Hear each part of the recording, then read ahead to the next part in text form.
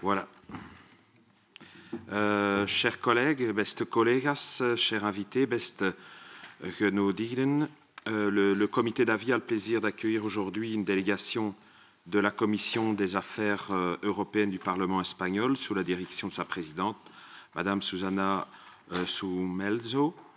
We waarderen dat u ons gecontacteerd heeft om deze gedachtewisseling te organiseren, vooral met het oog op onze volgende voorzitterschappen van de Raad van de Europese Unie, die zullen plaatsvinden van juli tot en met december 2023 voor Spanje en van januari tot en met juni 2024 voor België. Nous nous réjouissons déjà de participer aux réunions que vous organiserez dans le cadre de la dimension parlementaire de votre présidence et espérons évidemment pouvoir développer une collaboration fructueuse, en particulier dans le cadre de la COSAC durant les années à venir. Comme convenu avec la délégation et communiqué aux membres de notre comité d'avis fédéral chargé des questions européennes, les thèmes suivants pourront être abordés. Eerst en vooral de onderwerpen die onder bevoegdheid van de Commissie voor Europese Zaken van het Spaanse parlement vallen, namelijk de controle op de subsidiariteit, de rol van de nationale parlementen in de Europese Unie en de follow-up van de conclusie van de conferentie over de toekomst van Europa. Daarnaast zouden we ook een belangrijke kwestie op de Europese agenda kunnen bespreken, zoals de oorlog in Oekraïne, de energiecrisis, de verslagen over rechtsstaat in de Europese Unie. Gelegenheid, kwestie en groene transitie, die alles met het oog op het Spaanse voorzitterschap van de Raad van de Europese Unie. Permettez-moi encore de préciser à l'égard de nos collègues espagnols que le Parlement fédéral belge dispose d'une commission conjointe de la Chambre des représentants et du Sénat en matière de suivi des affaires européennes, d'où la dénomination comité d'avis fédéral chargé des questions européennes. Si j'ai bien compris, l'Espagne a également choisi le procédé d'une façon similaire. Een andere bijzonder kenmerk van onze adviescomité is dat naast de 10 Kamerleden en 10 senatoren ook die Belgische leden van het Europese parlement lid zijn. Voilà, Madame la Présidente, je propose que vous preniez d'abord la parole, suivi de vos collègues. Ensuite, je proposerai aux membres des comités, du comité d'avis fédéral de prendre également la parole. Voilà, je vous remercie.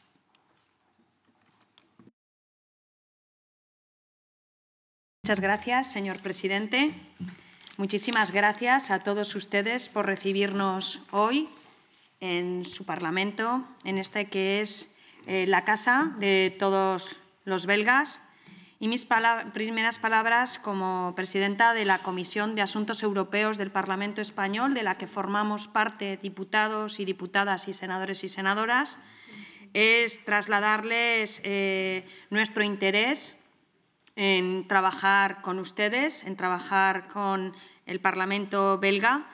En el seno de la comisión de la que formamos parte, el pasado mes de junio aprobamos una ponencia de trabajo para preparar los trabajos de la presidencia desde nuestra responsabilidad como parlamentarios y en el cumplimiento de estas obligaciones hoy estamos aquí representando pues, a nuestros ciudadanos. Es un papel muy importante el que tienen para nosotros, para el Parlamento español, las relaciones bilaterales de diplomacia parlamentaria, las reuniones con nuestros homólogos para tratar los temas que nos interesan, como los que ha nombrado el presidente, su presidente, y para hablar sobre todo de la situación, las perspectivas y las soluciones que vemos desde los diferentes países y desde los diferentes grupos parlamentarios que formamos parte de ambas cámaras. Como representantes del pueblo español que somos, compartiremos trío en la presidencia. Estamos muy interesados en trabajar de la mano con ustedes y también, por supuesto, trasladamos ya la invitación a venir a nuestro país, a reunirse y continuar con esta reunión que sin duda no tendremos ocasión, no podremos por duración de tiempo abarcar todos los temas que sean posibles para que podamos seguir hablando de estos temas que nos ocupan y nos preocupan de cara a la presidencia. Sin más, presidente, usted ordena el debate, cómo quiere que planteemos la reunión y así es. Gracias. Voilà, je vous remercie. Je ne sais pas si l'un ou l'autre de vos collègues souhaite intervenir. C'est peut-être l'occasion d'avoir l'une ou l'autre intervention également de leur part, s'ils le souhaitent à tout le moins. Perfecto. Comenzaremos con una ronda por los portavoces de los grupos parlamentarios que hoy nos acompañan y, en primer lugar, intervendrá el señor Omar Anguita, representante del Grupo Parlamentario Socialista, que es el grupo que gobierna en España. Muchas gracias, presidenta. Bueno, muy buenos días a todos y a todas. Es para mí un honor poder participar con todos ustedes en esta jornada y, sobre todo, como decía también nuestra presidenta Susana Sumelzo, una muy buena oportunidad para compartir ese trío de liderazgo de presidencia en los próximos meses. Los últimos años en Europa hemos visto la utilidad que tiene la propia Unión Europea, el conjunto de países luchando contra los retos comunes.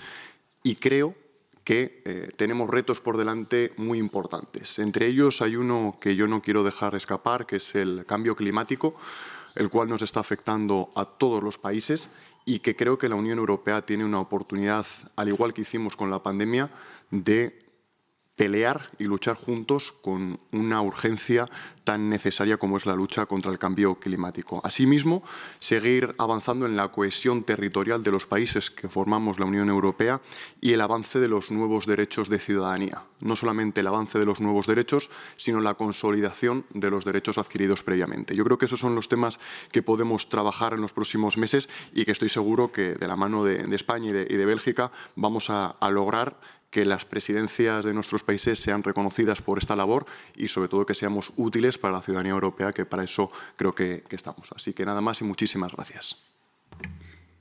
Muchas gracias, señor Anguita. Por el Grupo Parlamentario Popular, que es el primer grupo de la oposición en el Parlamento español, el señor Pablo Hispán.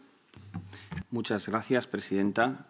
En primer lugar, quiero agradecer la acogida y la oportunidad de estar aquí en el Parlamento belga y poder tener un debate profundo y a fondo sobre las cuestiones de interés entre los miembros de la Comisión Mixta del Parlamento Español y ustedes como representantes de la soberanía nacional belga. Con Bélgica nos unen unos lazos históricos muy fuertes, más que centenarios, y unas relaciones fraternales y culturales muy profundas. Así que es doblemente un motivo de satisfacción. Esta visita se produce dentro del marco de la presidencia española de la Unión Europea a partir del próximo mes de julio. Y además que compartimos los españoles esa tríodo de presidencia con Bélgica y con Hungría,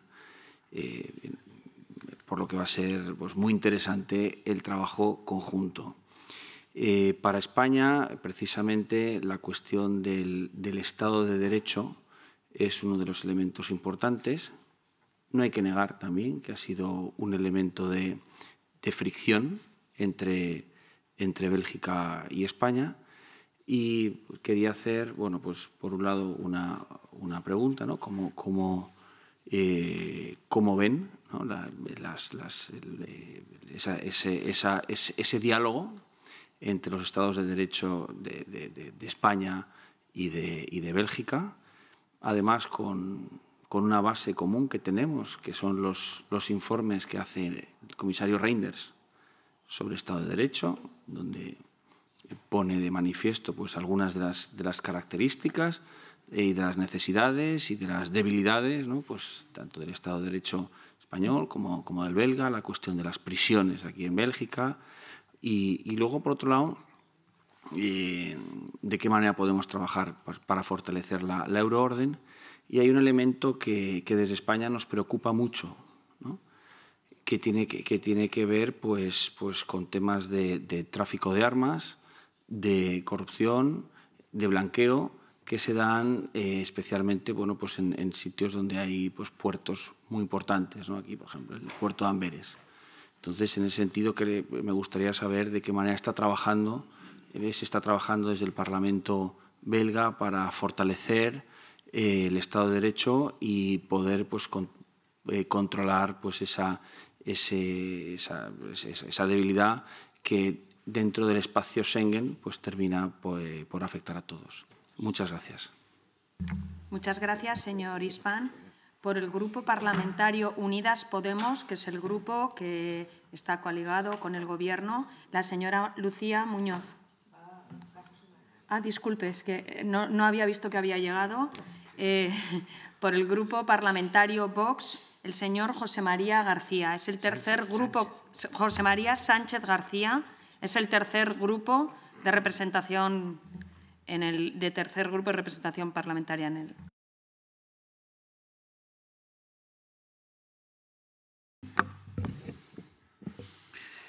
Merci, Monsieur les représentants et les sénateurs.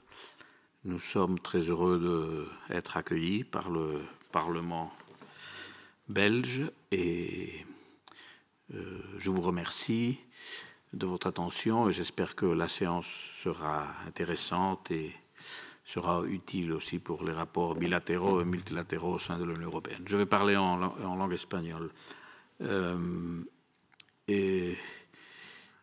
Señores parlamentarios, quisiera destacar dos cuestiones, habida cuenta de que estamos en el Parlamento belga y, por lo tanto, se podrían hacer reflexiones generales, pero voy a hacer dos cuestiones de forma relativamente breve, pero nítidamente belgas, al menos por lo que a España concierne. En primer lugar, salvo que ustedes me corrijan, la postura belga como está en la Unión Europea no parece ser muy inclinada o favorable a los acuerdos comerciales con terceros estados.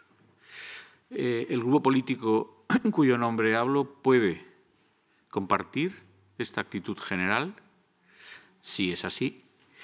Puede compartirla en la medida en la que consideramos que una política netamente librecambista con estados externos a la Unión, es decir, ajenos a lo que es la Unión Europea, como una entidad en la que se practica la libertad de circulación de personas y mercancías, bienes y servicios, puede ser lesiva de los intereses, si no de todos los Estados miembros, sí de algunos Estados miembros.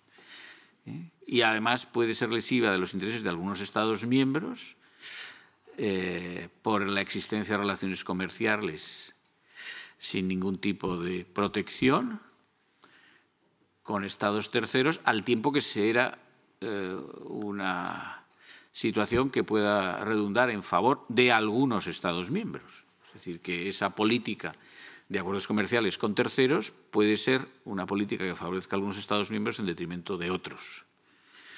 En los tratados fundacionales, no de forma clara, pero luego la jurisprudencia lo estableció así, se hablaba del principio de preferencia comunitaria, que era precisamente esto, es decir, la distinción neta de las relaciones entre los Estados miembros y de la Unión con terceros Estados. De modo que debía siempre preferida el comercio entre los miembros de la Unión Europea. Bien, esta sería la primera cuestión de carácter multilateral, saber cuál es la postura belga, etcétera. Insisto, no la conozco bien, pero sería interesante porque digo que nuestro grupo podría estar interesado y podría ser coincidente con esta aproximación a la cuestión. La segunda sería de naturaleza puramente bilateral. Yo sé que estamos hoy convidados, aquí presentes en el Parlamento belga, pero ustedes saben que existe una cuestión que resulta muchas veces controvertida entre España y Bélgica acerca de la política de extradición. No me refiero a las decisiones gubernativas, me refiero a las decisiones de los tribunales belgas y, en particular, la inejecución de euroórdenes emitidas por tribunales españoles. Recientemente han recaído unas conclusiones de un abogado general en una cuestión prejudicial elevada al Tribunal de Justicia de la Unión Europea por un magistrado de la Sala Segunda de lo Penal del Tribunal Supremo Español, y estamos a la espera de sentencia en esa cuestión, pero las conclusiones son claras al efecto de que no se puede dejar de ejecutar la euroorden por razón de atribución de competencia para juzgar en el Estado requirente con criterios del Estado requerido, que es lo que ha sucedido en un caso muy reciente, que es el que ha dado lugar a esa cuestión prejudicial. Nada más, muchas gracias. Muchas gracias, señor Sánchez. Y ahora sí, por el Grupo Parlamentario Unidas Podemos, la señora Muñoz, Lucía Muñoz. Gracias, presidenta. Bueno, muchísimas gracias por recibirnos. Es un placer estar hoy aquí. Con respecto a las cuestiones que planteaba el presidente, las conclusiones de la Conferencia del Futuro de Europa, por resumir, nuestro Parlamento ha valorado positivamente esas recomendaciones y pensamos que se tienen que aplicar y que aquellas recomendaciones que requieren también de la reforma de los tratados también deberían trabajarse de manera simultánea al resto de recomendaciones. Después, con respecto a la mitigación de las consecuencias de la guerra de Ucrania, desde mi grupo parlamentario pues pensamos que la mejor manera de combatirla pues es reforzar, además de todos los mecanismos que ya se están poniendo a cabo, reforzar la diplomacia y conseguir la paz cuanto antes. Compartimos la preocupación también sobre las cuestiones medioambientales, reforzar también durante la presidencia la agenda verde y también hay otra cuestión que nos parece prioritaria, que es los temas de igualdad. Nos parece que la labor de nuestros países durante las presidencias tiene que también apuntar a las cuestiones de violencia contra las mujeres, de igualdad, como cuestiones prioritarias. Nada más y muchas gracias. Muchas gracias, señora Muñoz. Y por el Grupo Parlamentario Vasco, para finalizar, el señor Uribe Etxebarria. Merci beaucoup, Madame la Présidente. Bonjour, good morning, chers collègues. Je ne peux pas parler ici en basque, je parlais en français et en espagnol, mais juste pour vous dire que moi, je représente le Parti national basque. Il s'agit d'un parti déjà avec 127 ans d'histoire. Nous sommes un parti pro-européen, nous sommes un parti avec des racines socio-démocrates, donc un parti de centre, et que pendant les derniers 40 ans au Pays basque, le peuple basque nous a offert, disons, la confianza majoritaire.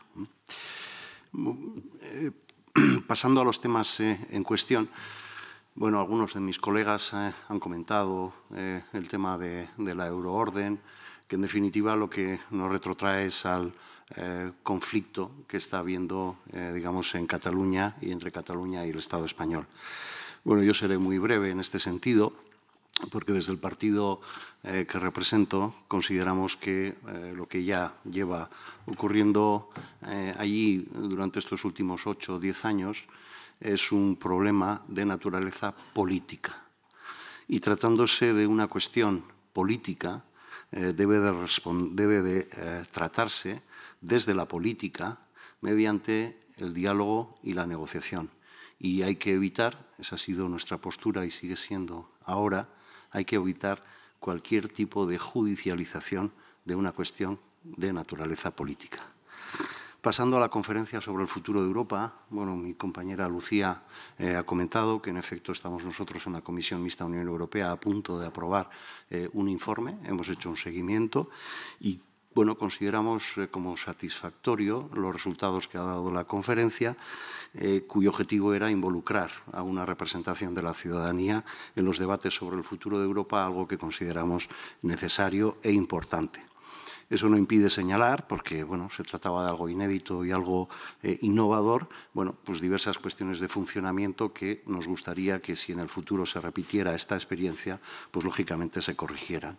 De todas maneras, estamos nosotros muy de acuerdo con las conclusiones de la conferencia en el sentido de que necesitamos una Europa más democrática, una Europa más fuerte, más estratégicamente autónoma, más subsidiaria y más cercana a los ciudadanos, así como diversa cultural y lingüísticamente. Y desde el punto de vista de la cercanía a los ciudadanos, consideramos que al margen y aparte o además del papel que tienen que tener los parlamentos estatales en el diálogo con las instituciones comunitarias, es muy importante también involucrar y mejorar claramente el papel de los parlamentos de las llamadas regiones constitucionales o regiones con poderes legislativos, porque evidentemente eso redundaría en la legitimidad democrática de la Unión, reduciría su déficit democrático y evidentemente acercaría a los ciudadanos la Unión. Finalmente, termino con Ucrania. Para nosotros se trata de una guerra de agresión injusta y absolutamente injustificada. Pensamos que Putin está fuera de la historia y está sin proyecto político. Expresamos nuestra plena solidaridad con el pueblo ucraniano. Apoyamos todas las medidas que está adoptando la Unión Europea bueno, en esta situación y nos alegramos finalmente de que Ucrania haya sido declarado como país candidato al ingreso en la Unión Europea, así como a Moldavia. Y esperamos que en los próximos meses o, en fin, año y medio, pues pueda ocurrir exactamente lo mismo con Georgia. Eskerrik asko, merci beaucoup. Muchas gracias, señor Uribe. Señor presidente, esta es la opinión y las cuestiones que le planteamos desde los diferentes grupos parlamentarios. Voilà. Merci. Ben, écoutez, nous allons travailler de façon semblable. Je vais donc me tourner vers les groupes parlementaires présents. En dus beginnen met N-VA. Meneer Van Loo heeft het woord. Dank u wel, meneer de voorzitter. Ik dank ook de delegatie uit Spanje en Baskeland voor hun aanwezigheid hier. Ik denk dat het bijzonder interessant is om inderdaad van gedachten te wisselen over heel wat thema's. Ik ga bepaalde thema's aanhalen, ook ingaan op bepaalde vragen. Tegelijkertijd zal ik ook zelf wat vragen terugstellen. Maar mijn collega Anneleen van Bosuit zal uiteraard ook verder ingaan, voorzitter, als het toegestaan is, dat we namens onze fractie met 2 spreken. Dus mijn naam is Karel van Lauwe. Ik ben verkozen in het Vlaams parlement. We zijn een parlement met wetgevende bevoegdheden. Vlaanderen is dus de grootste deelstaat, economisch een sterke deelstaat, belangrijke havens. Wij hebben een sterke economie en mijn partij levert de minister-president in Vlaanderen. Tegelijkertijd zijn wij ook op het federale niveau zeer sterk vertegenwoordigd. We zijn de grootste partij in het federaal parlement. En mijn partij is ook voorstander van meer autonomie voor deelstaten binnen een Belgische confederatie. Nu, wat vooral interessant zal zijn, is dat we inderdaad in de toekomst zullen gaan naar die trio van Spanje in het najaar 2023. In het voorjaar zal het inderdaad het Belgisch voorzitterschap en gevolgd door Hongarije in het najaar 2023. Het zijn 3 verschillende landen. Er zullen ongetwijfeld verschillen zijn tussen die 3 landen. Ongetwijfeld zullen er ook wel gelijkenissen zijn tussen die landen. En het is goed dat er inderdaad naar elkaar geluisterd wordt in voorbereiding van dat voorzitterschap. Een eerste vraag of bedenking die ik desbetreffend had, ligt in het feit dat, als ik het goed voor heb, er in Spanje ook verkiezingen zullen doorgaan, net op het ogenblik dat Spanje het voorzitterschap zal waarnemen. En dat is eigenlijk ook gelijkaardig met wat er hier in België en ook in de deelstaten zal gebeuren. Als ik het goed voor heb, is het in het najaar 2023 dat er verkiezingen zullen zijn in Spanje op het ogenblik dat uw land het voorzitterschap zal hebben. En in het voorjaar 2024 zal België verkiezingen hebben. Op het ogenblik dat er inderdaad Europese verkiezingen zullen zijn, hebben wij federale Belgische verkiezingen, maar ook in de verschillende deelstaten zullen er verkiezingen plaatsvinden. En mijn vraag is dan ook, worden hierover bepaalde afspraken gemaakt binnen Spanje, hoe dat zal verlopen, hoe dat voorzitterschap inderdaad kan doorgaan onder de nodige sereniteit wanneer er toch een campagne gevoerd wordt en er uiteindelijk verkiezingen zullen gevoerd worden. Een tweede vraag of bedenking die ik daarbij heb, meneer de voorzitter, is hoe dat verloopt in Spanje. Wie er dus eigenlijk in de cockpit zit bij het voorzitterschap. Is dat dan een nationale Spaanse, ik weet dat jullie niet echt de term gebruiken, een federale bevoegdheid, maar dus een nationale Spaanse bevoegdheid? Of gebeurt dat eigenlijk in overleg met de regio's, met de provincies? Worden die op een of andere manier ook betrokken bij het Spaans voorzitterschap van de Europese Unie? Het is ook ter sprake gekomen in de toekomstconferentie op welke manier, niet alleen burgerpanels, maar daar zal mijn collega straks op toekomen. Er wordt ook gedacht op welke manier in het kader van subsidiariteit ook deelstaten, regio's, provincies, lokale overheden kunnen betrokken worden bij een voorzitterschap van een lidstaat. Ik kan u alvast zeggen hier in de Belgische federatie dat toch wel de deelstaten ook betrokken zullen worden bij het voorzitterschap. Daar worden afspraken over gemaakt tussen dat federale niveau en die deelstaten.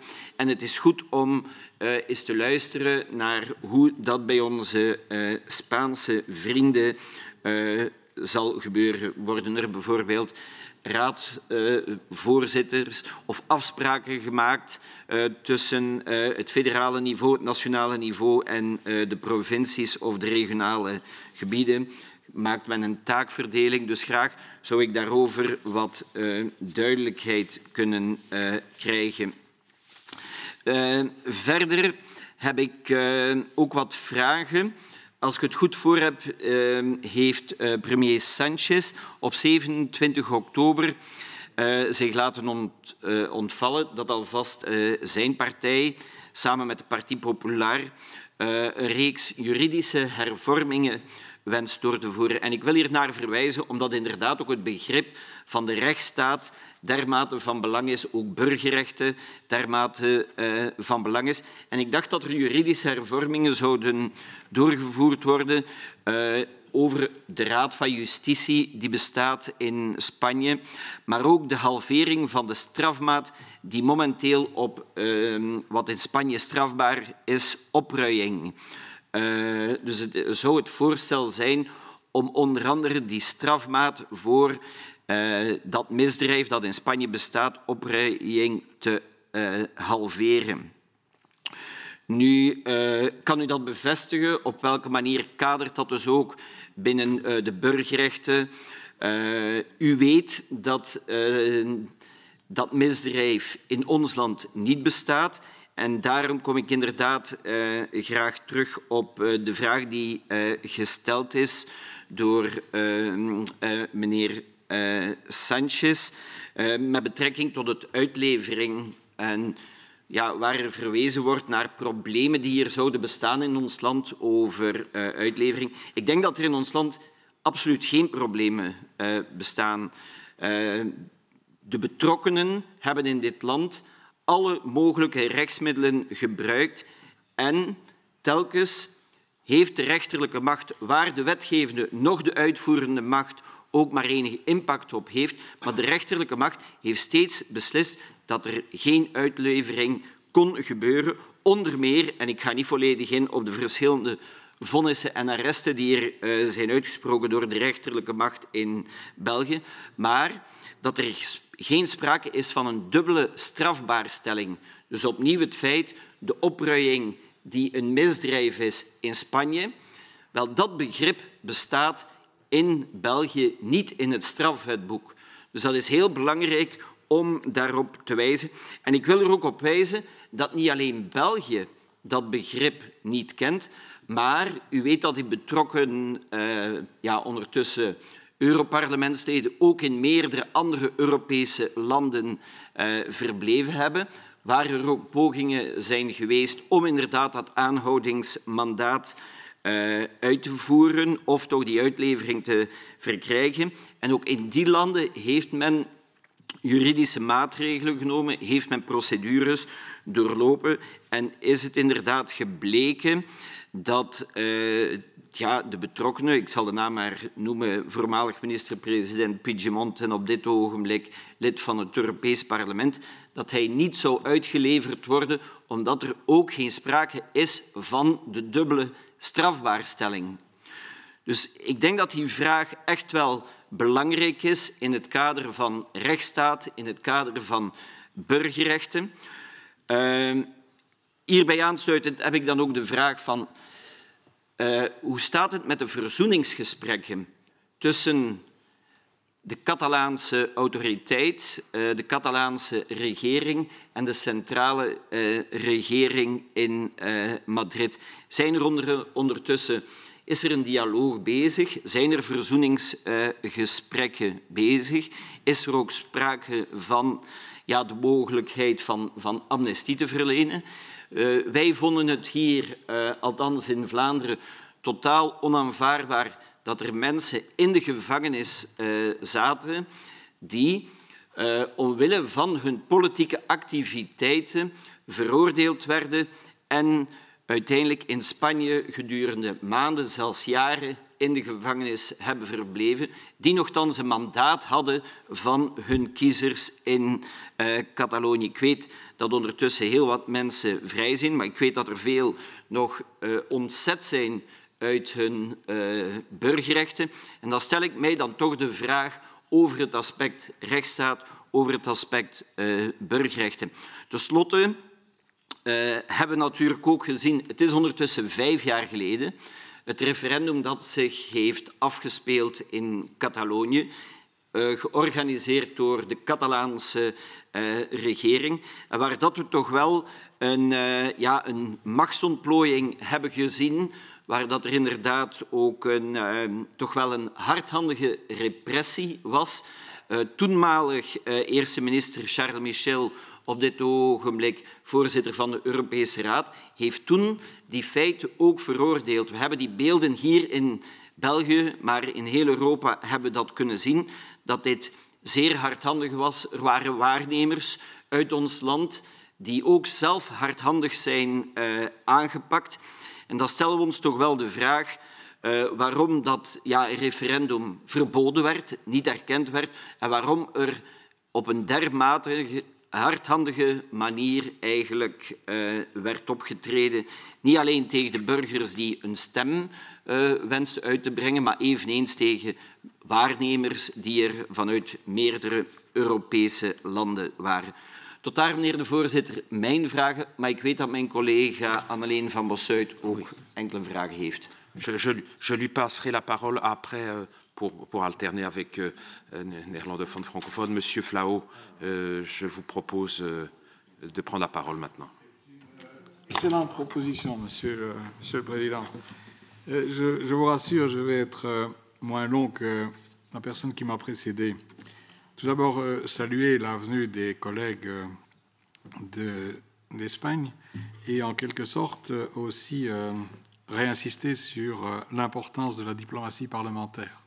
À côté de la diplomatie traditionnelle, de la diplomatie de défense, de la diplomatie économique et de la diplomatie financière, il est important qu'au niveau des parlements, les parlementaires, toutes fractions confondues, s'expriment librement, parce que c'est notre droit le plus strict de nous exprimer librement, que l'on soit socialiste comme je le suis ou nationaliste comme d'autres, l'expression est importante.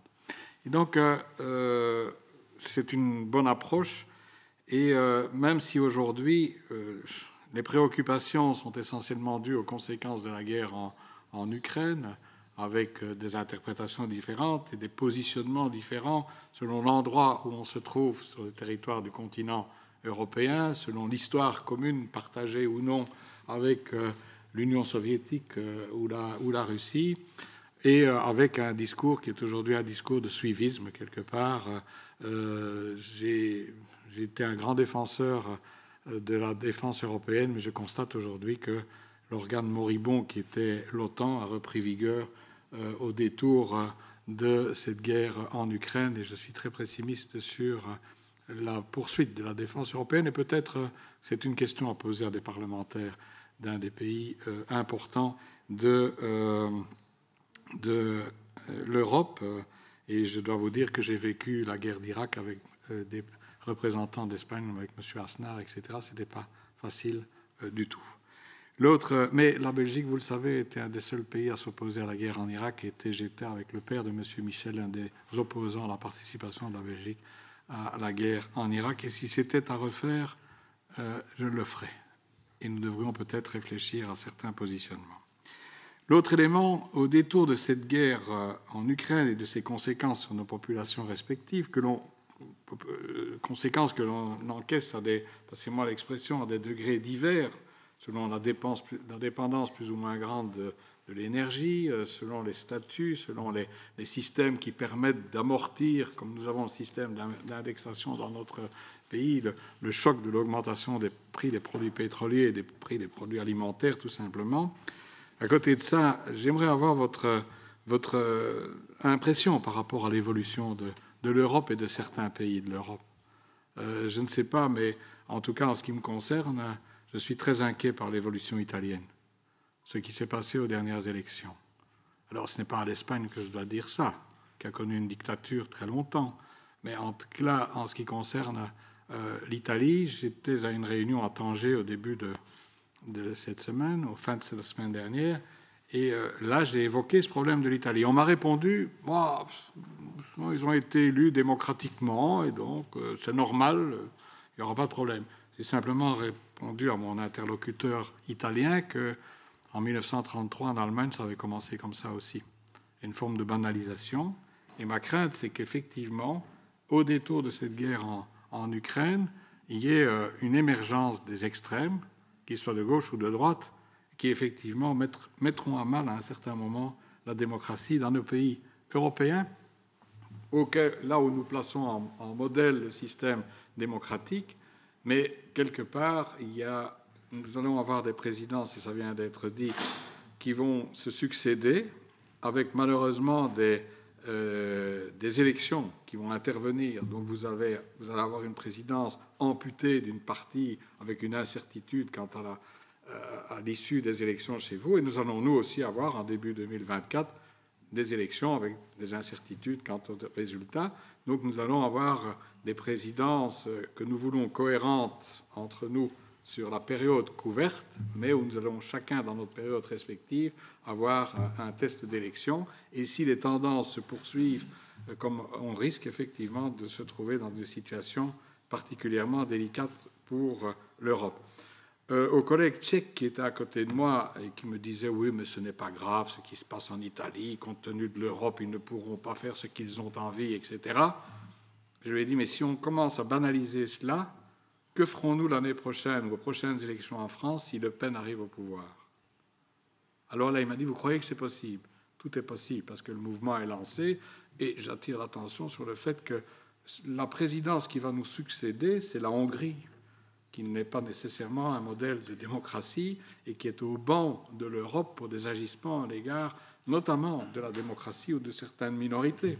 Et ne parlons pas de la Pologne qui aussi ne donnerait pas nécessairement le meilleur exemple. Donc moi, ce qui m'intéresserait, c'est de savoir effectivement ce que l'au sud de l'Europe on pense de toute cette évolution, parce qu'effectivement, les approches sont différentes à l'égard de la guerre en Ukraine, selon qu'on est proche ou pas de la Russie, qui, pour la petite histoire, on dit que la Russie est venue aux portes de l'OTAN, mais la vérité historique appelle à dire que c'est l'OTAN qui est allé aux portes de la Russie.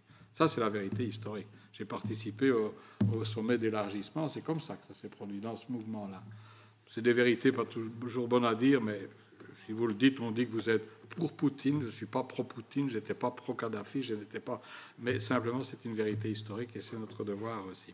Et alors, un élément que je voudrais poser, parce que vous êtes au sud, près de l'Afrique, comment voyez-vous les relations de l'Europe avec l'Afrique?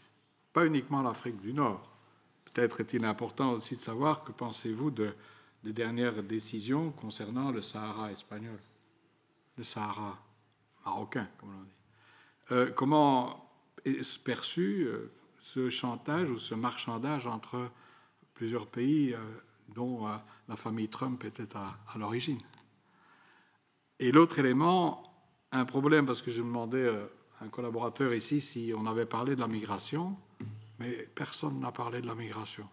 Or, tout le monde sait bien que c'est un des gros dossiers qui va venir sur la table dans les prochains mois et les prochaines semaines de l'Europe. Et si nous ne définissons pas une politique, mais j'insiste, une politique humaine, pas une politique comme on la voit en Italie ou dans d'autres pays, où on laisse les gens retourner si ce ne sont pas des femmes enceintes ou des gens en problème.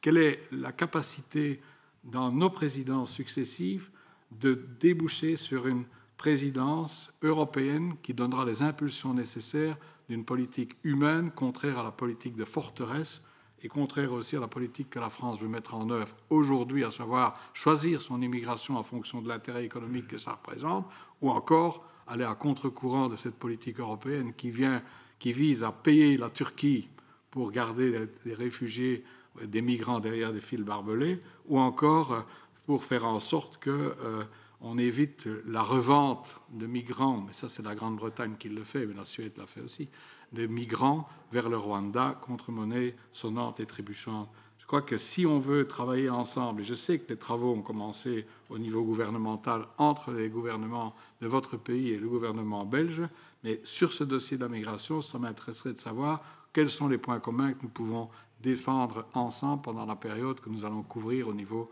européen. Voilà, merci beaucoup. Merci, monsieur Flauw. Mevrouw Van Bossert, ja. Dank u wel, meneer de voorzitter, en welkom ook aan de Spaanse parlementsleden. Ik ga inderdaad nog een aantal aanvullende vragen stellen en ook op een aantal vragen antwoorden die gesteld zijn. Misschien eerst en vooral, we hebben al gemerkt dat tijdens het voorzitterschap Spanje al heeft aangegeven dat jullie de banden met Latijns-Amerika sterker willen aanhalen. Dus een heel concrete vraag hierbij aan jullie is, betekent het dan ook dat jullie het Mercosur-vrijhandelsakkoord dat op tafel ligt, dat jullie daar alles aan zullen doen opdat dat vrijhandelsakkoord eindelijk, zou ik zeggen, geratificeerd zal worden.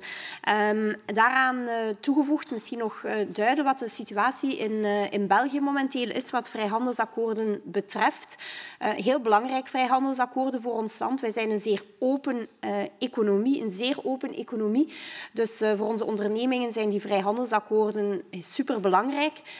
Maar wat zien wij? Wij zien dat verschillende van de vrijhandelsakkoorden, momenteel zijn er 9, die maar niet door België geratificeerd worden. We krijgen daar trouwens ook negatieve kritiek op vanuit Europa zelf. De hoge vertegenwoordiger Josep Borrell heeft daar België al voor op de vingers getikt.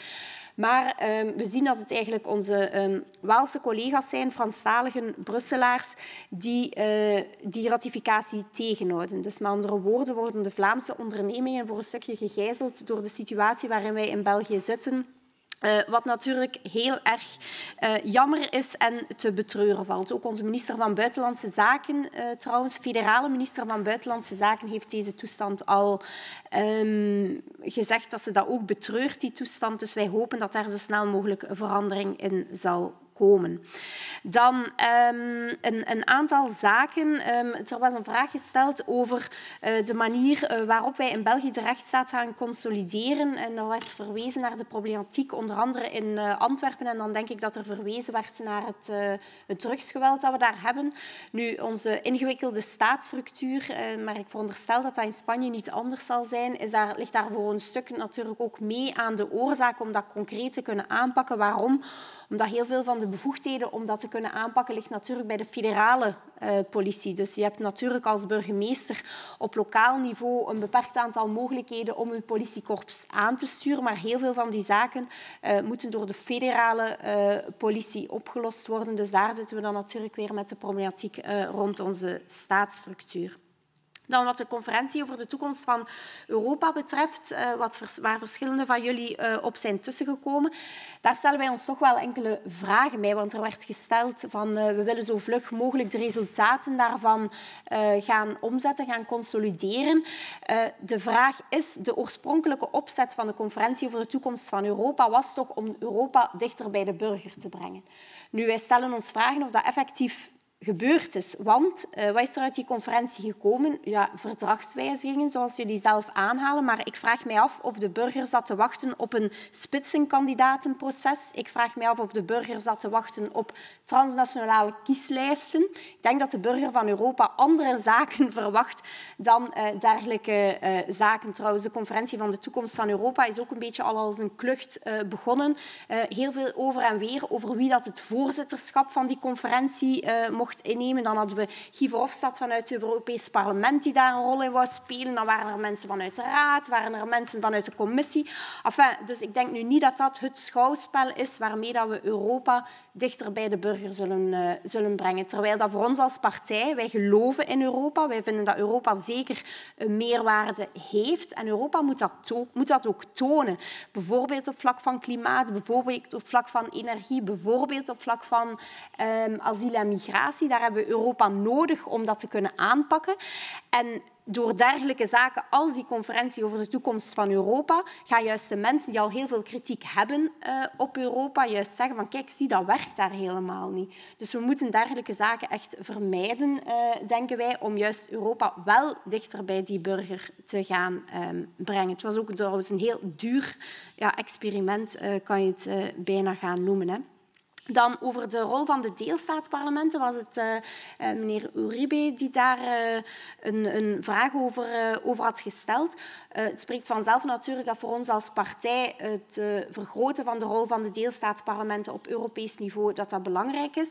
Het is ook zo dat voor ons dat niet alleen belangrijk is op parlementair niveau, dus de wetgevende macht, maar ook op vlak van de uitvoerende macht. En dat doen wij ook door bijvoorbeeld de hervormingsprogramma's die moeten ingediend worden bij Europa, door daar telkens een apart Vlaams luik aan toe te voegen. Dus wij dienen een Belgisch programma in, maar wij dienen ook een apart Vlaams programma in. En voor ons zou die stem van de deelstaten ook aan de tafel, aan de Europese tafel, zwaarder mogen doorwegen. Het is belangrijk omdat vaak in de deelstaten ook de kennis en de kunde zit om als federale staat daarmee te kunnen praten. Dus dat is iets waar wij heel sterk voor verder op tafel kloppen. En ik denk, meneer de voorzitter, dat dat de belangrijkste zaken zijn. Misschien nog één element. Oekraïne is hier ook aangehaald.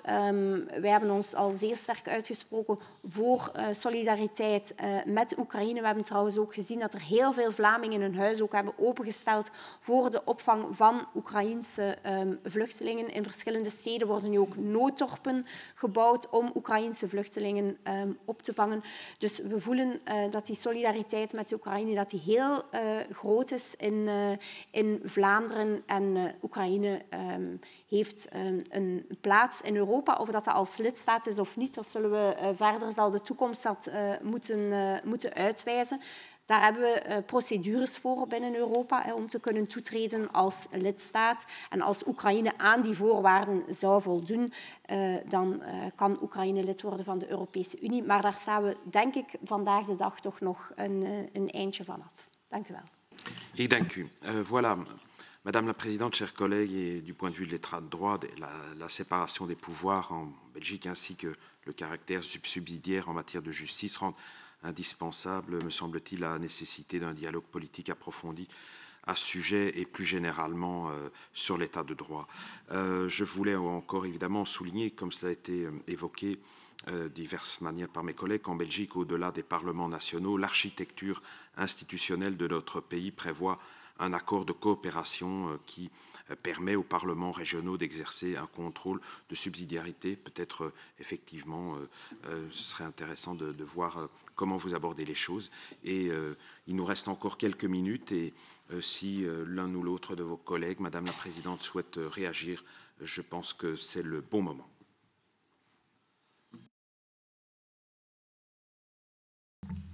Bueno, yo, en primer lugar, como presidenta de esta delegación, quisiera aclarar que esta es una delegación española. Es una delegación española, el título tercero de la Constitución española, el artículo 66, dice que las Cortes Generales representan al pueblo español y nosotros, los que hoy aquí venimos en esta delegación, somos diputados y senadores y senadoras miembros del Parlamento Español de las Cortes Generales.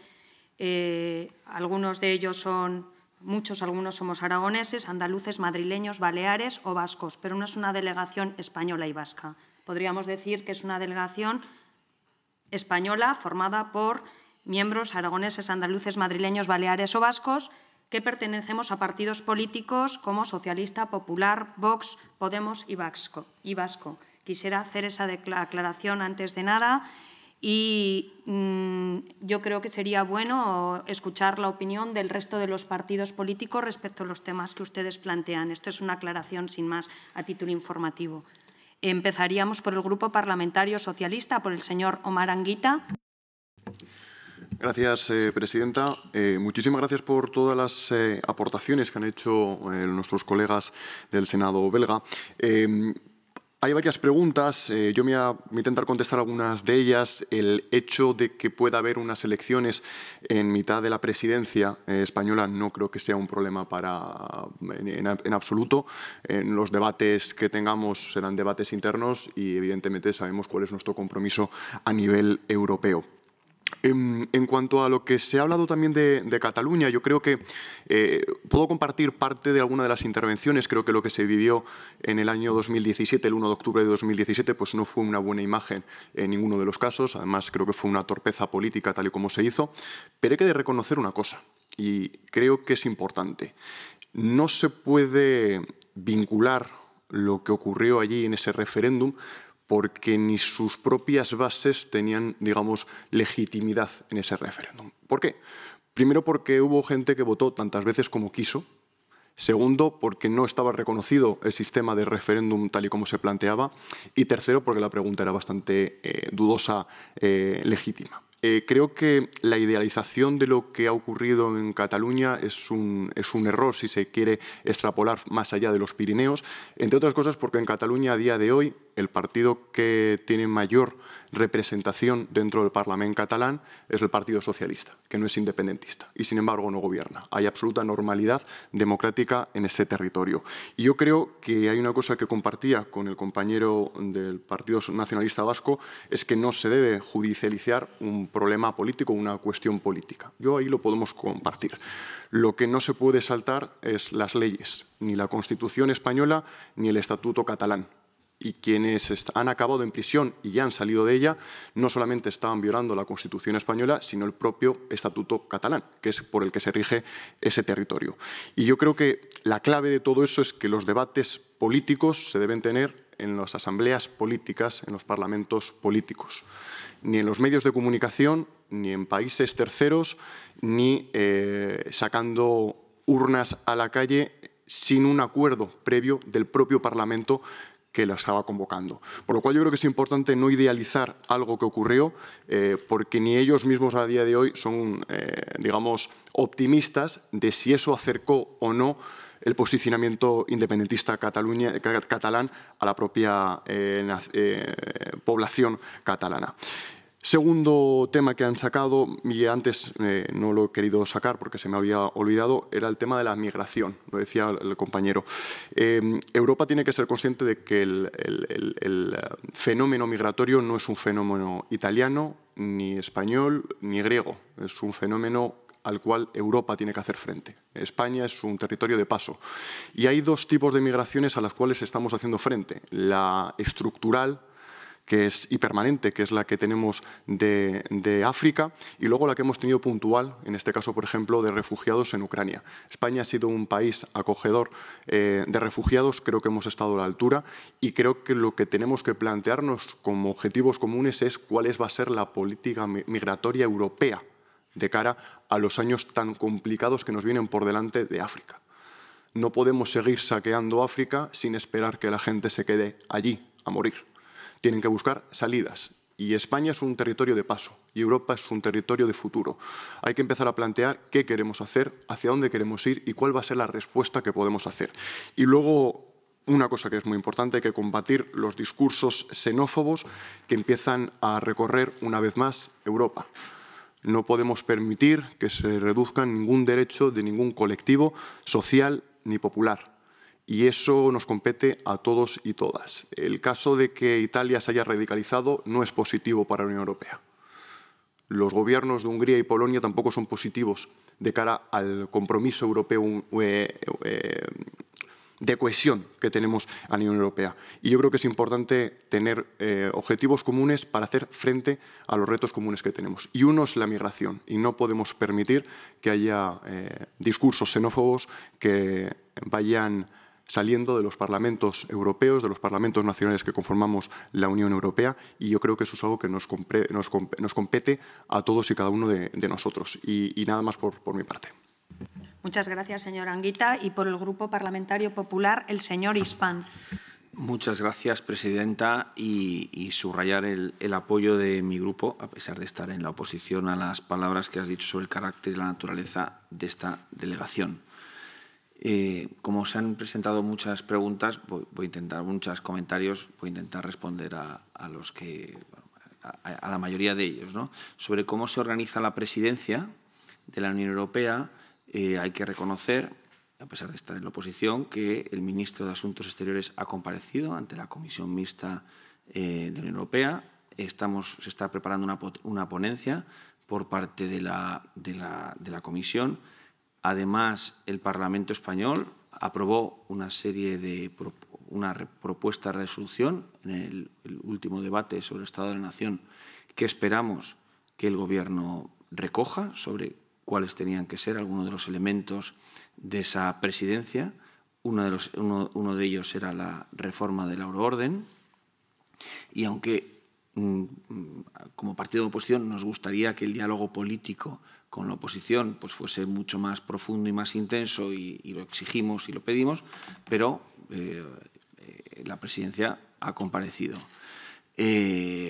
Por otro lado, como ha comentado, las elecciones pueden ser en el mes de noviembre, todavía no está fijada una fecha, así que pero puede, a la luz de algunas de las declaraciones del presidente del Gobierno, coincidir con la presidencia, y por ello desde mi grupo pues hemos pedido pues un mucho mayor y más intenso esfuerzo de pacto y de acuerdo del contenido de la presidencia. Como aún no se ha establecido ese contenido de la presidencia, pues estamos todavía pues a la espera de que efectivamente pues se profundice ese diálogo político. ¿Vale? Por otro lado, sobre la defensa europea que ha comentado el responsable del Partido Socialista, efectivamente, Europa tiene que incrementar el apoyo a las cuestiones de defensa. Si Europa quiere ser, como dijo el responsable de la política exterior de la Unión Europea, Borrell, en un mundo de caníbales, Europa no puede ser un jardín de orquídeas y si realmente quiere tener presencia y ser un actor decisivo, hay que apostar, y apostar también requiere invertir en defensa, que el presupuesto en defensa sea mucho mayor y que Europa pues, apoye militarmente de un modo decisivo, en este caso, a Ucrania, que es el desafío que ahora tenemos, ¿no? Pero depende de nuestros parlamentos y de nosotros mismos realmente saber qué queremos ser, ¿no? Mercosur para España es una cuestión esencial. Deseamos que sea una de las apuestas por parte del Partido Popular, que sea una de las apuestas decisivas de la presidencia. El presidente de mi partido así lo ha pedido, que finalmente se firme ese acuerdo esencial para la región. Además, la presidencia de Lula en Brasil pues creo que puede suponer un avance importante y favorecer que se llegue a ese acuerdo, y lo que sí pedimos, y sí nos gustaría que los diferentes parlamentos belgas que deben ratificarlo se comprometan, porque de verdad, si Europa, y eso ya nos va a todos, no solamente a España, también a Bélgica, si Europa quiere tener una presencia global, el sitio donde más Europa hay es América. Donde más Europa es América. Y creo que es una oportunidad para todos los europeos el desarrollo, el progreso y los intercambios comerciales. Respecto y por eso pedimos, pido por lo menos como portavoz del Partido Popular, en el sentido del apoyo de Bélgica a ese acuerdo de Mercosur. No hablo en nombre de otros grupos. Respecto al Sáhara Occidental, reconocer la preocupación que existe por parte de mi partido respecto a cómo se ha llevado la política exterior en este caso, y recordar que el Parlamento español se ha pronunciado en 3 ocasiones en el último año respecto a cuál debería ser la posición de España en ese contencioso histórico, y que efectivamente debe ser una posición de país. Entonces, me remito a esos acuerdos parlamentarios en el que la inmensa mayoría de los grupos políticos hemos estado de acuerdo, no todos, ha habido alguno que no, pero hemos estado ahí. Y ya dos temas ya para terminar respecto al tema de Cataluña. Recordar que todos los órdenes constitucionales contemplan los delitos contra el orden constitucional, el delito de alta traición. Es decir, todas las constituciones tienen mecanismos acompañados del Código Penal de defensa para quienes atentan al orden constitucional. España en 1978 votó ser un Estado autonómico. Ese Estado autonómico tiene sus mecanismos de reforma. Ustedes creo que ahora mismo están en un proceso de revisión constitucional. Estoy seguro que esa revisión constitucional se está haciendo de acuerdo a los mecanismos previstos en su orden constitucional. Europa es Estado de Derecho y hemos aceptado que sea la Comisión de Venecia quien fije las reglas, las normas de cómo deben ser los referendos en Europa. Nada de eso tuvo que ver con esa violación del orden constitucional que tuvo lugar durante más de un año en Cataluña a través de diferentes pasos y diferentes medidas. España sigue siendo un Estado autonómico. La voluntad de los ciudadanos de Cataluña se cumple elección tras elección y, como ocurre en cualquier Estado de Derecho, cuando un responsable político infringe las normas constitucionales y penales, el Estado de Derecho actúa. Yo estoy seguro que si en Flandes un gobernante de Flandes anula el carácter autonómico de ese territorio de Bélgica y quiere convertirlo en una parte más de Valonia, no siguiendo los procedimientos previstos en la Constitución, a pesar de que pudiera tener una mayoría coyuntural, si no sigue los procedimientos previstos en la Constitución, el orden constitucional belga reaccionaría. Lo mismo sucedió, y es una cosa que lo que fue incomprensible fue el no reconocimiento de los estados de derecho entre diferentes países, y que yo creo que es un tema que desde el Parlamento Europeo ya se pronunció y que hay que seguir trabajando, y creo que para todos es interesante ese reconocimiento de los estados de derecho que implica la euroorden. Y por más, muchas gracias por la amabilidad con la que nos han acogido. Muchas gracias, señor Hispán. Por el Grupo Parlamentario Vox, el señor Sánchez García.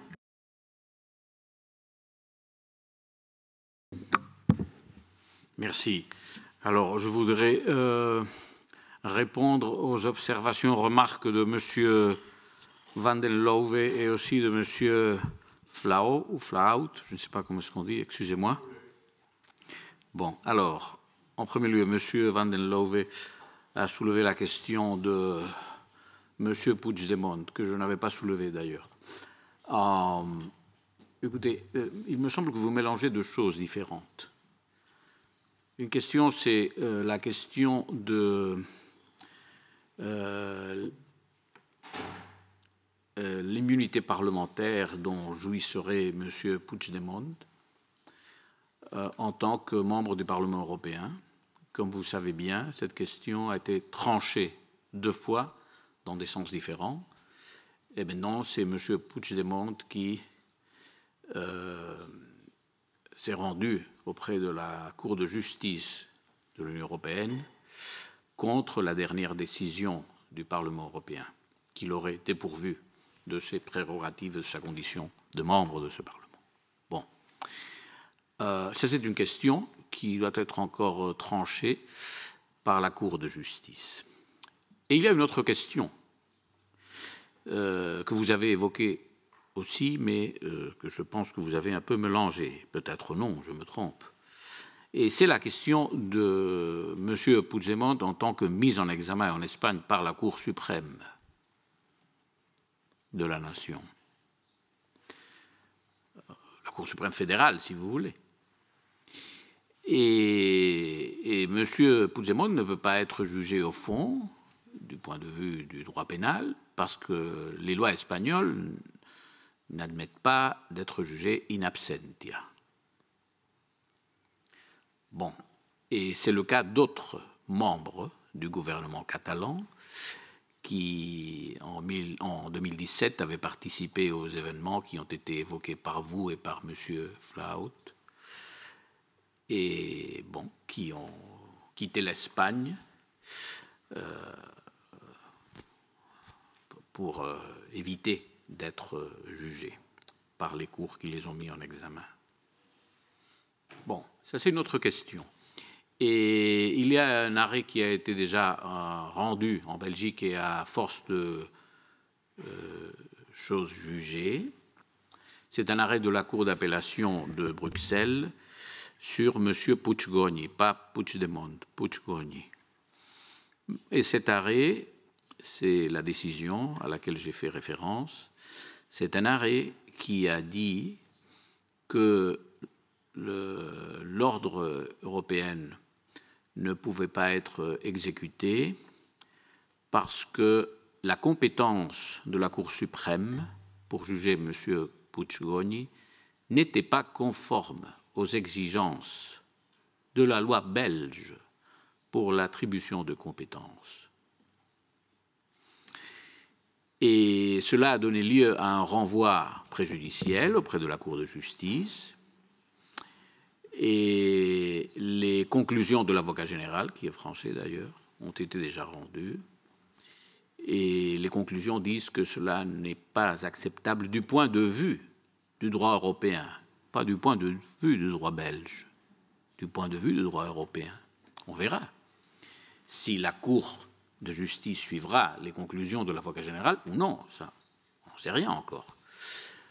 Mais il y a déjà cette opinion exprimée dans ce texte des conclusions de l'avocat général. Bon. Et de ce fait, la dénégation de exécution de l'ordre européen issu de la Cour espagnole n'est pas une délégation fondée sur le manque, la double incrimination. C'est autre chose, qui va au-delà de ce qui est prévu dans les textes, et c'est pour cela que l'avocat général de la Cour de justice s'est prononcé dans les termes que je viens d'évoquer. Bon. Il faut bien comprendre que nous parlons de choses différentes et qu'en conclusion, les deux doivent être encore faire l'objet de 2 arrêts, peut-être plus, de la Cour de justice européenne. En ce qui concerne les événements en Espagne de 2017 qui ont été évoqués par vous-même et aussi par M. Flao, un de mes collègues a déjà expliqué un peu de quoi il s'agissait à ce moment-là, mais je voudrais ajouter quelque chose.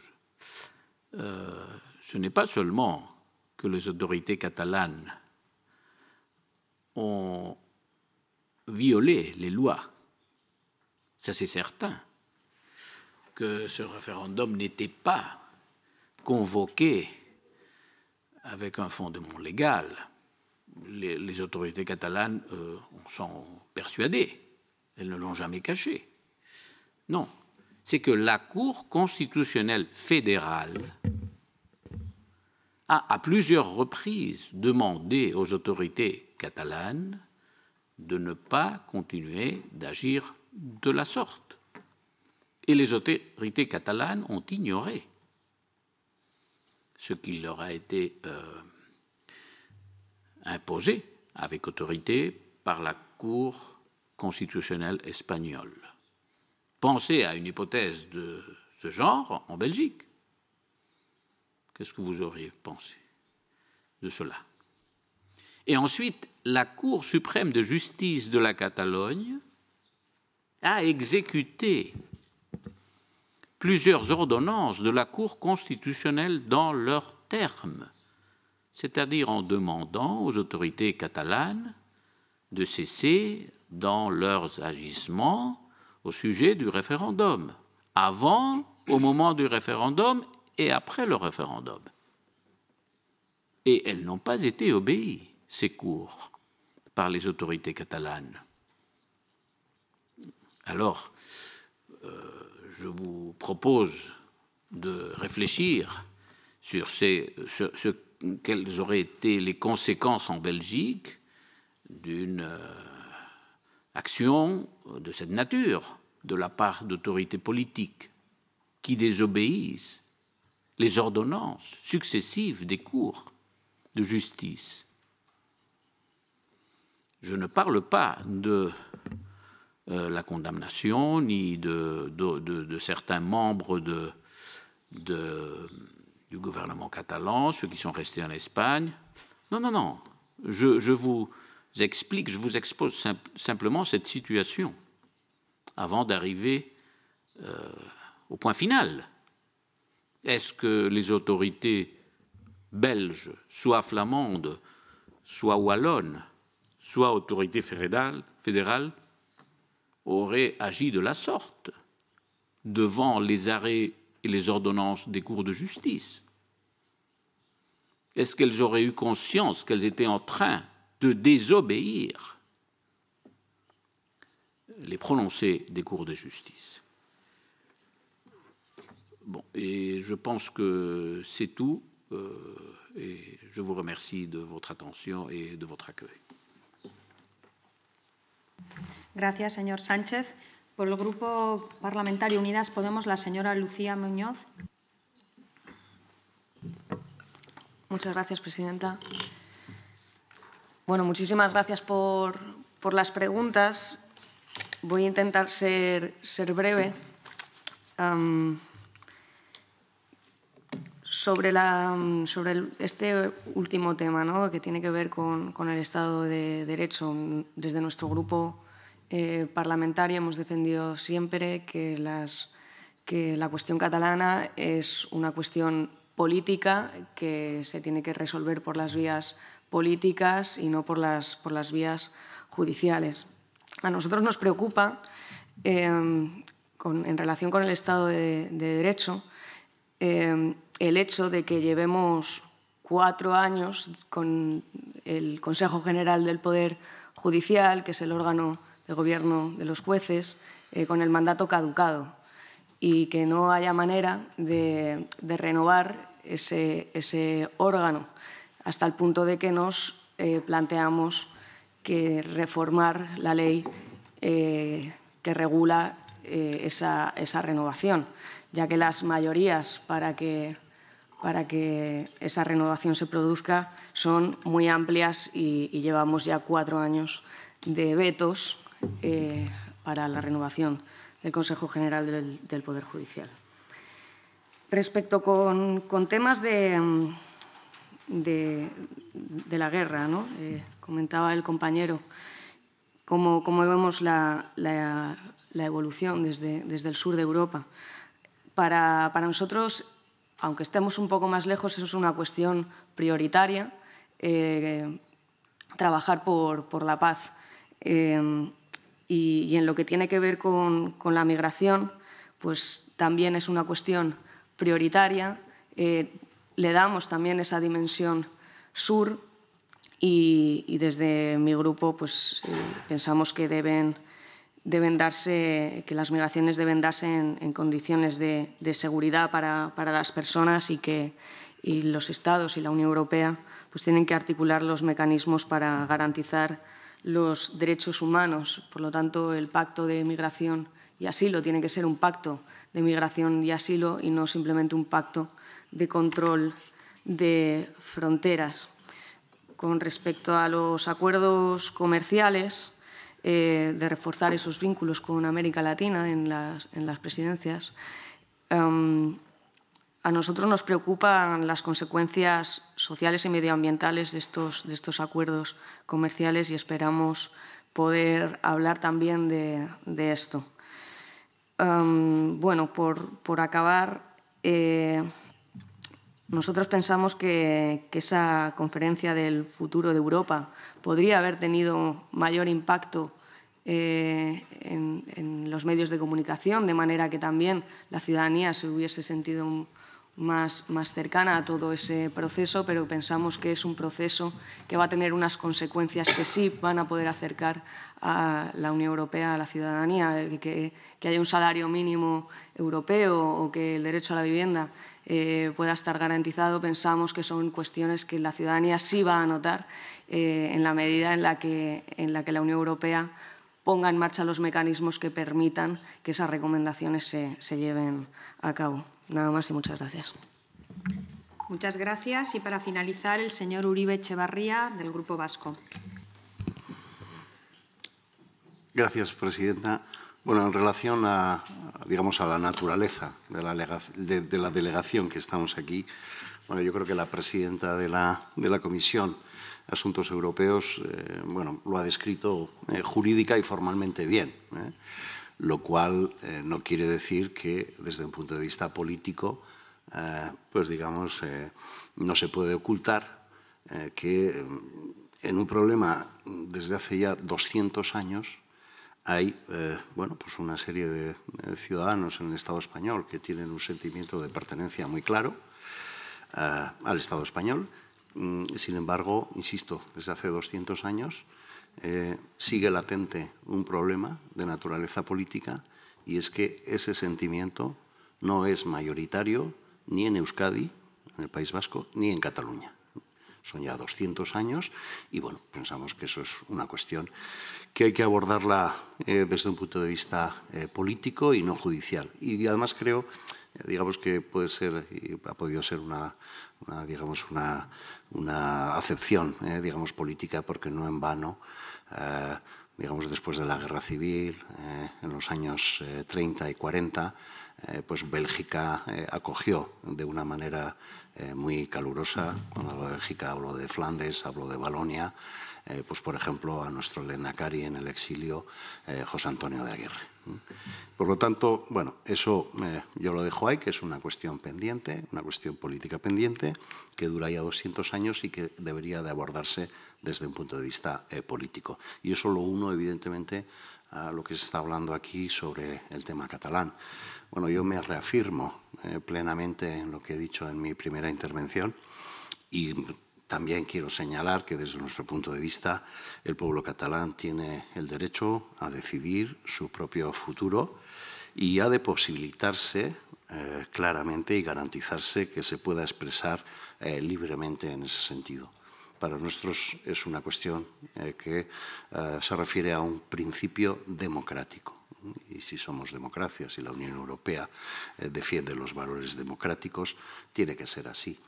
Y también, abundando en este tema, yo la verdad es que no entiendo muy bien que se descalifique la consulta, referéndum que hubo el 1 de octubre y se meta en la cárcel o se persiga a personas que organizaron esa consulta, ese referéndum, en definitiva por hacer política, que, bueno, por un lado parece que tiene mucha importancia para algunos y por otro lado parece que no tiene mucha importancia porque no tenía ni garantías ni nada.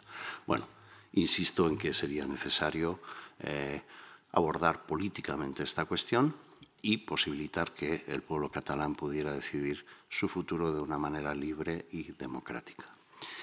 En relación a la presidencia y las comunidades autónomas, bueno, aparte de que en la comisión mixta tenemos abierta una ponencia, el Gobierno español sí que se ha reunido con las comunidades autónomas y ha establecido un mecanismo para, digamos, compartir cuál puede ser el programa de trabajo de la presidencia. Nosotros, en ese sentido, bueno, pues sí que tenemos determinadas, digamos, reivindicaciones y a nosotros el tema o, digamos, el esquema belga, bueno, pues nos llama bastante la atención y nos gusta, porque yo siempre recuerdo cómo fue el Tratado de Maastricht el que posibilitó que, digamos, los presidentes o los responsables de los entes subestatales pudieran participar en el Consejo de la Unión Europea. El Tratado de Maastricht entró en vigor el 1 de noviembre del año 1993, en plena presidencia belga. Pues bien, antes incluso de que entrara en vigor el Tratado de Maastricht, por ejemplo, un Consejo de Industria fue presidido por el presidente de Valonia, en representación del Estado belga, el señor Guy Spitals. Bueno, lo pongo como ejemplo. Ya rápidamente, África. Nosotros evidentemente le damos muchísima importancia a África y pensamos que debemos de cambiar y la Unión Europea debe modificar el esquema de bueno, aquel que dona y aquel que recibe para establecer una relación de igual a igual. Nos parece fundamental. Sobre el Sáhara Occidental, bueno, nosotros nos hemos pronunciado en varias ocasiones y, bueno, no estamos de acuerdo con, digamos, los movimientos políticos desarrollados por el Gobierno central. En cuanto a los acuerdos comerciales Unión Europea-Mercosur y la renovación de los acuerdos comerciales con Chile y con México, nosotros somos plenamente favorables y coincido con mi colega del Partido Popular, el señor Hispán, de que esperamos, que lo deseábamos además, que la victoria de Lula pueda facilitar por parte de las autoridades brasileñas una mejor protección del medio ambiente y eso, digamos, pueda dar pie a la ratificación de esos acuerdos. Sobre la conferencia sobre el futuro de Europa, bueno, era una cuestión inédita. Yo estoy de acuerdo con la colega cuando dice que, bueno, pues es posible que no se hayan logrado todos los objetivos, ni el objetivo, digamos, de la participación de los ciudadanos, así en general. Pero bueno, yo creo que es una práctica buena. Por eso decía antes que de cara al futuro, si hay que repetirse, hay que modificar toda una serie de cosas, ajustar una serie de aspectos que me parecen importantes. Y en todo caso, nosotros sí que somos favorables a la celebración de una convención para la modificación de los tratados, que puede ir perfectamente en paralelo a la aplicación e implementación de otras decenas y decenas de medidas propuestas por la Conferencia sobre el Futuro de Europa. Nosotros pensamos que el Consejo Europeo debe de recordar y debe de tener, digamos, visión de futuro y, bueno, echar mano de esas grandes declaraciones políticas que han permitido reforma en los tratados, y yo me acuerdo, por ejemplo, de la declaración de Laeken del año 2001, diciembre de 2001. Y es todo. Muchísimas gracias por su acogida y yo me quedo a su disposición, evidentemente. Gracias. Voilà, merci, merci Madame la Présidente, chers collègues, waarde collega's. Voilà, je pense que nous avons dépassé d'une demi-heure le temps qui était prévu. Nos collègues espagnols doivent poursuivre une journée bien chargée et je tenais évidemment à les remercier pour ce débat franc et direct qui n'a pas dissimulé les nuances, parfois les divergences, et qui met évidemment en lumière la nécessité de la poursuite d'un certain nombre de dialogues sur un certain nombre de questions. On a parlé des échanges commerciaux, on a parlé de l'état de droit, et donc voilà, nous vous remercions de ces échanges, et je vous propose pour finir donc de faire une photo de famille. Voilà, ik dank u voor uw aandacht. Merci à tous.